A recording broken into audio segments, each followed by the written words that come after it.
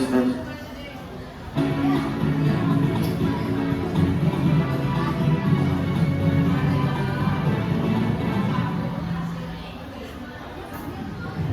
Selamat pagi pemirsa, kembali lagi bersama saya Alif Al-Gibran di Breaking News kali ini. Di pagi hari ini kita akan membahas sebuah kejadian kecelakaan yang terjadi di persimpangan exit Tol Bawen, Kabupaten Semarang, Jawa Tengah. Sebuah truk menabrak sejumlah kendaraan dan menyebabkan 4 orang tewas dan 18 orang lainnya terluka. Di antaranya 11 orang terluka ringan dan 7 orang terluka berat. Dan para korban pun ditindaklanjuti ke rumah sakit terdekat. Kecelakaan ini melibatkan 4 mobil dan 9 sepeda motor. Kecelakaan itu terjadi pada Sabtu 23 September sekitar pukul 18.30 waktu Indonesia Barat. Melibatkan 4 mobil dan 9 sepeda motor. Di Lantas Polda Jateng, Kombes Pol Agus Suryono Nugroho mengatakan truk tronton tak bermuatan laju arah Semarang menuju Salatiga dan Solo, namun kehilangan kendali juga akibat rem blok. Supir dan kernet truk dibilang kecelakaan telah diamankan oleh Polres terdekat untuk dimintai keterangan. Polisi pun segera memeriksa supir dan kernet truk menabrak belasan kendaraan di Tol Bawen Semarang. Dari pemeriksaan itu terungkap bahwa supir hanya memiliki strategi mengemudi SIM A yang tidak sesuai dengan kendaraan yang dikemudikannya. Supir tersebut menyatakan bahwa pada awalnya kondisi pengereman truk tidak akan masalah. Kondisi rem blok baru diketahui oleh supir usai menyalip bus sesaat sebelum akhirnya menabrak kendaraan yang tersebut. Kita beralih ke berita selanjutnya, yaitu terjadi konflik Israel dan Palestina. Sudah lebih dari sebulan perang antara Israel dan Palestina berlangsung yang dipicu oleh sebuah Hamas pada Sabtu 7 Juli. Kondisi Gaza semakin memperhatikan sehingga gabungan Israel yang terus menyerang permukiman dan tempat pengungsian penduduk di Gaza. Perwakilan PBB menyampaikan bahwa situasi di Gaza saat ini bagaikan mimpi buruk yang tidak berkesudahan. Menurut data dari Himpunan United Nations Office for the Coordination of Humanitarian Affairs atau OCHA, sampai 6 November 2023, serangan Israel telah menewaskan lebih dari 10.000 warga Palestina serta melukai lebih dari 25.400 orang. Selain korban jiwa dan luka, serangan Israel juga telah memaksa jutaan warga Palestina untuk mengungsi, entah karena rumah hancur atau ketakutan dan tidak memiliki pasukan kebutuhan pokok. OCHA mencatat 6 November meningkat jumlah pengungsi di Gaza sudah mencapai 1,5 juta orang.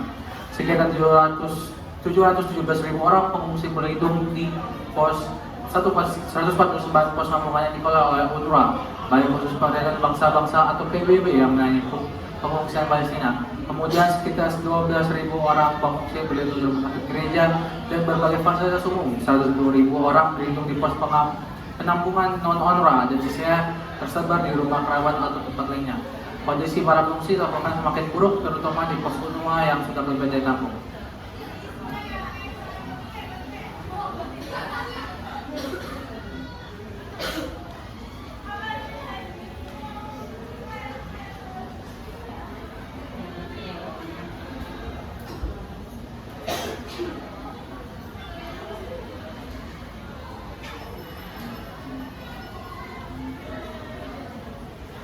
Kita mulai ke berita selanjutnya, yaitu FIFA U17 World Cup 23 digelar di Indonesia. Piala Dunia U17 23 atau FIFA U17 World Cup adalah Piala Dunia U17 edisi ke-19 dengan Indonesia sebagai tuan rumah. Turnamen ini berlangsung mulai 10 November 2023 dan berakhir pada 2 Desember 2023. Ini adalah pertama kalinya Indonesia menggelar sebuah turnamen FIFA. Ini juga merupakan pertama kalinya Piala Dunia U17 digelar di Asia Tenggara. Piala Dunia U17 jadi sebelumnya digelar pada Brazil pada 2019. Waktu itu Brazil keluar sebagai juara dan mulai gelar mereka yang keempat. Setelah itu turnamen 2 tahun ini sempat berhenti seiring debunya COVID-19. FIFA terpaksa membatalkan penyelenggaraan edisi 2021 yang sebelumnya akan diadakan oleh Peru dan baru bisa menyelenggarakan kembali di 2023. Peru pun memundurkan diri dari menjadi tuan rumah karena adanya permasalahan infrastruktur dan adanya pandemi. Dan Indonesia mendapatkan kehormatan menjadi tuan rumah FIFA U17 World Cup tahun 2023. Terdapat 24 negara yang mengikuti turnamen FIFA U17 ini, namun Jermanlah menjuarai turnamen tersebut. Jerman telah mengalahkan Prancis dalam pertandingan final pada tanggal 2 Desember tahun 2003 di Stasiun Benawan Solo. Namun sayangnya Indonesia merupakan tuan rumah dalam harus gugur dalam fase grup dan tidak dapat melanjuti ke babak 16 besar. Berita selanjutnya, tawuran terjadi di pasar Rebo. Tawuran ini melibatkan dari dua daerah, yaitu di daerah Jaktim.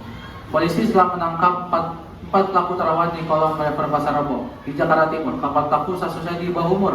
Kepala Polres Metro atau Kapolres Jaktim Kombes Nicholas Ardil Dipali mengatakan jajarannya telah menangkap 4 orang pelaku tawuran yang menyebabkan tangan korban putus. 4 orang sudah ketangkap, hanya kini di bawah umur, kata Nicholas saat dikonfirmasi. Menurut dia, 4 orang pelaku ditangkap sebagian merupakan pelajar, sementara itu sebagian lainnya merupakan anak yang putus sekolah. Meski para pelaku berstatus di bawah umur, polisi tetap melakukan penanganan sesuai hukum yang berlaku. Yang keempat pelaku itu juga telah didakwakan sebagai tersangka. Penanganan kami tetap berlaku hukum perlindungan anak, ujar Nicholas. Dia mengatakan saat ini polisi harus terus melakukan penyidikan terkait kasus itu. Pasalnya masih ada pelaku yang berstatus buron, masih ada yang DPO, kata Nicholas. Sebelumnya aksi tawuran yang terjadi di kawasan Pasar Rebo, Jaktim pada hari Minggu 28 Januari 2024 pada dini hari waktu Indonesia Barat viral di Indonesia. Dilaporkan tangan salah satu korban putus akibat sabetan senjata tajam.